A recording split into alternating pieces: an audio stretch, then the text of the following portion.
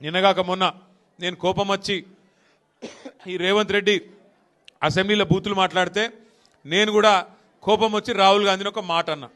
అంటే ఇక కాంగ్రెస్ వాడు ఒక్కొక్కరు, ఒక ఆయన 6 ఫీట్లు ఎగురుతుండు, ఇంకొక ఆయన 6 అడుగులు 6 గజాలు ఎగురుతుండు నా మీదికి. నేను అడుగుతున్నా కాంగ్రెస్ వాళ్ళను, అయ్యా నేనేమన్నా కొత్తగా రాహుల్ గాంధీని? మీ రేవంత్ రెడ్డి అన్నమాట నేనన్నా. రేవంత్ రెడ్డి ఏమన్నాడు రాహుల్ గాంధీని? ఇడు పప్పు కాదు ముద్దపప్పు అన్నాడు.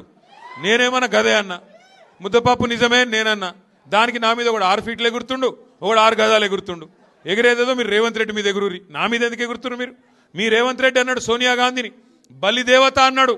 1000 మందిని బలి తీసుకున్న బలిదేవత, 1000 మంది తెలంగాణ పిల్లలను చంపింది ఈమె అన్నాడు. నేను అన్నానా? అది మీ రేవంత్ రెడ్డి అన్నాడు. గసొంటోని తీసుకొచ్చి ముఖ్యమంత్రి చేసిన ఏమనాలి మరి? ఏమనాలి నేను?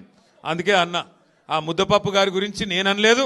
ముద్దపప్పు అన్న రాహుల్ గాంధీని ముద్దపప్పు అన్న రేవంత్ రెడ్డి మీద మీ ప్రతాపం మీద చూపెట్టారు కాంగ్రెస్ వాళ్ళు. మీకు శాతగాక గసొంటోని తీసుకొచ్చి ముఖ్యమంత్రి చేసుకున్నారు మీరు. ముద్దపప్పు అన్నాడు మీ రాహుల్ గాంధీని, సోనియా గాంధీని బలిదేవత అన్నాడు, ప్రజలకు అడ్డమైన వాగ్దానాలు ఇచ్చిండు. ఇవాళ ఏమంటారు?